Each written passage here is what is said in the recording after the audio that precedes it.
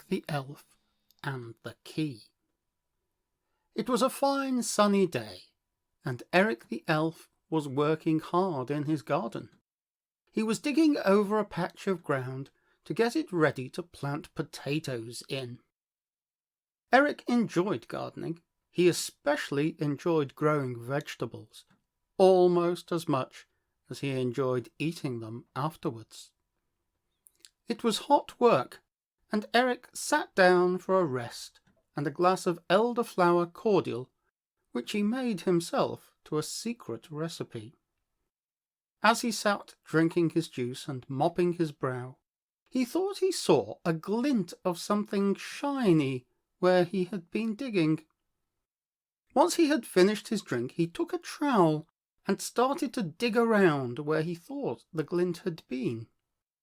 In a few moments he had dug up a muddy, lumpy something which shone dully under the earth. He took his find into the kitchen and washed off the dirt in the sink. It was a key.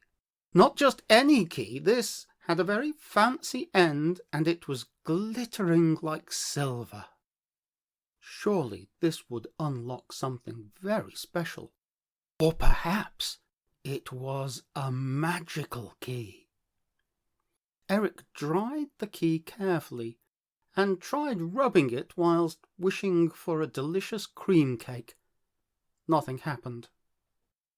He thought he would go for a stroll and see if any of his friends might have lost a key or recognise it at all. First he met Mr. Squirrel, who looked at it and said, No, never had a key, never needed a key. What would I do with a key? Eric thanked him and walked on. Then he met the rabbit family, who were playing hide-and-seek in the bushes. Oh, why no, said Mrs. Rabbit.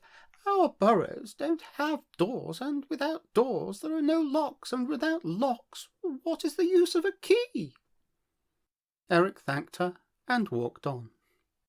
Mr. Blackbird flew overhead and landed on a nearby branch. What you got there, Eric? He asked. Eric explained about how he had found the key and was trying to find out where it had come from. Oh, I should try Maggie the Magpie if I were you.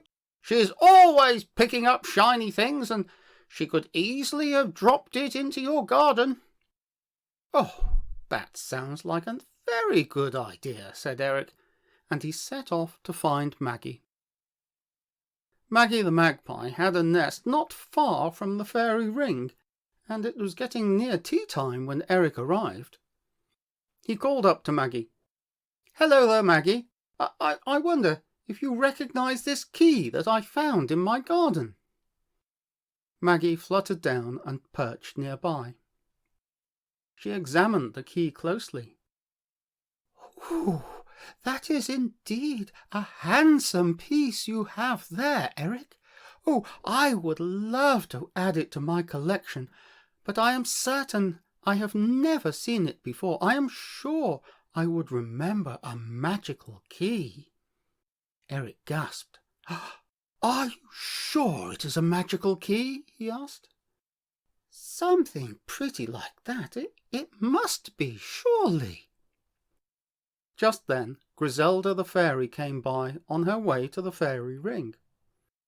Eric called her over to examine the key, because she was so much better at magical things than he was. Griselda held the key delicately in her hand and felt the weight of it.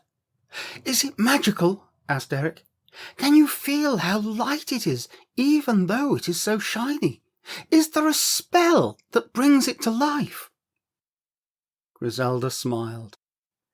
No, Eric, I am afraid it is not magical. I expect you found this in your garden, didn't you? Why, yes. How did you know? Said Eric in amazement.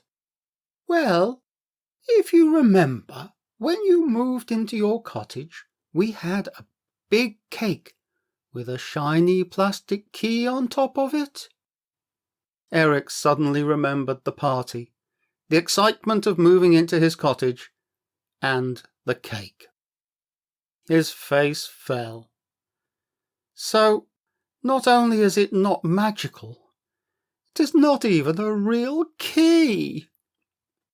Sometimes, said Griselda, things are exactly what they are, not what we would imagine them to be. So Eric gave the key to Maggie, who was very pleased with it, and Griselda invited him to tea, so he soon cheered up.